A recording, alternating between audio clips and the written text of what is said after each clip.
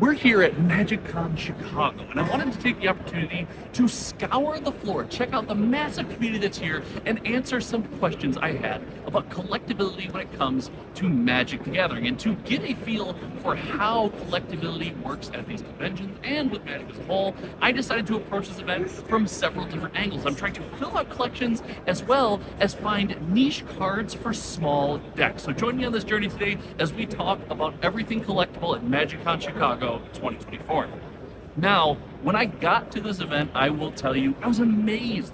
There are so many more people here than I ever could have imagined. And especially when you're on YouTube, you're in different forums, or any place where, you might share this video, wink, wink, nudge, nudge, you will notice there's a lot of Magic the Gathering negativity. There's a lot of bad things going on about our games at a consistent basis, but it is nice to see this massive community show out and have a lot of fun playing the game that, well, frankly, if we're here watching this video, we probably all love. But that doesn't answer my question about collectibility. And I had heard from Twitter, from various sources, that when it comes to going to a MagicCon, you will find a ton of high-end collectibles, but it'll be hard and almost impossible to fill out deck lists with niche cards. So today I had a couple goals, and I want to talk to you guys about how that went.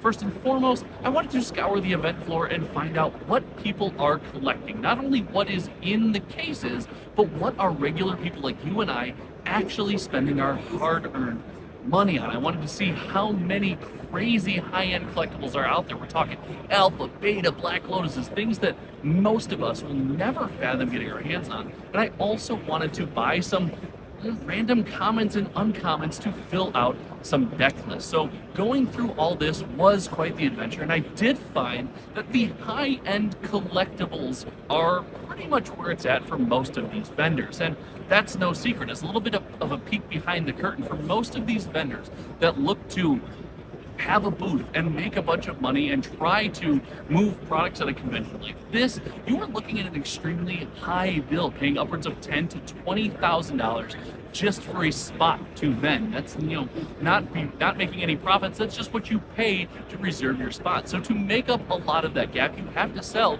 extremely high-end collectibles. And with Magic being such a go-wide format, with the Coast releasing so many sets so rapidly, it's definitely hard to keep up with having niche cards from every single release on hand for players to, slide into their deck. So the high-end collectibles were rampant around here, and it's amazing to see a bunch of people still adding these collectibles to their binders, bringing binders full of shiny things, bringing binders full of playables, and adding them to vendor cases just to swap them out for high-end collectibles and show them off to their friends and people at their local game store. Now, I will notice there is a really, I guess, interesting or niche aspect as we get an announcement going on the announcement PA. Hold on, we're gonna wait. That's time in the round. Time in the round for the standard 70K. Listen, we're shooting live at a MagicCon Chicago. This is going to happen. We'll work through it.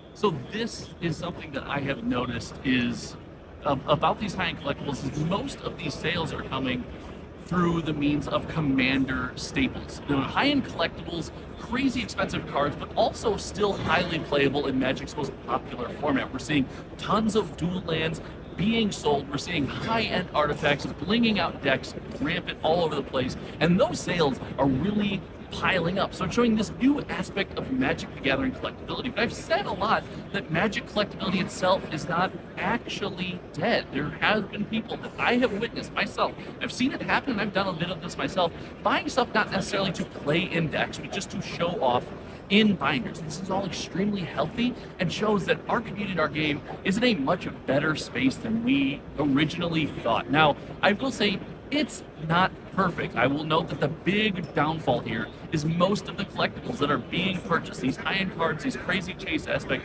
things that we're trying to add to our binders and show off like we talked about, are not from newer sets. They are definitely old vintage Magic. They are iconic things. They're invocations even though those were supposed to completely tank in value. Those are what's moving. So maybe Magic's rapid release cycle with time can produce some collectibles, but I do think it will be a massive downfall of releasing set after set to our community community, we're just not going to want to collect this stuff as much.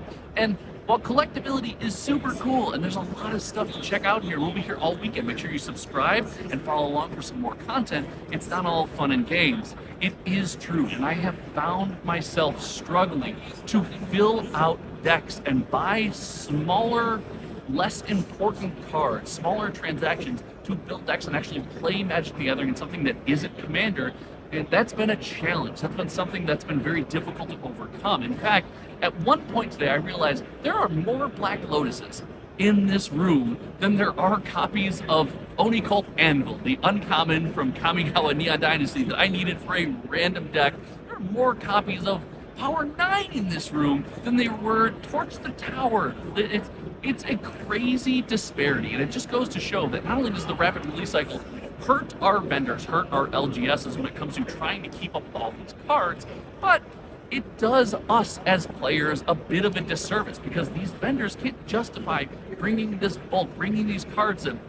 They might sell 5, 10, 15 copies all weekend and make little to no profit. We're talking pennies on the dollar for things like uncommons. It almost seems like you need a vendor to do right by the community and bring stuff to these events just to help the players out, even though it'll make them almost no profit of their own. So this has been a really interesting dive into Magic the Gathering collectibility. I have had so much fun today. I'm going to be here all weekend. Now we're going to scour for collectibility. We're going to look to see if we can find some sick prices on Brothers War serialized artifacts, and I will be bringing you content from the hall, just hanging out. So I hope you guys enjoy. Again, make sure to hit that subscribe button, smash like, and if you haven't shared a hometown TCG video before, now's never been a better time than ever. Hit the share button on any popular social media platform that you use, or Discord group, or whatever it might be. I want to thank you all for hanging out. Until next time, you guys know me. My name is Josh. I'm going to go see my buddy Jim and jam some Pioneer. He's been sitting here quietly while I'm making this video. I feel like I'm performing. God, Jim, you're so awkward. All right, see you.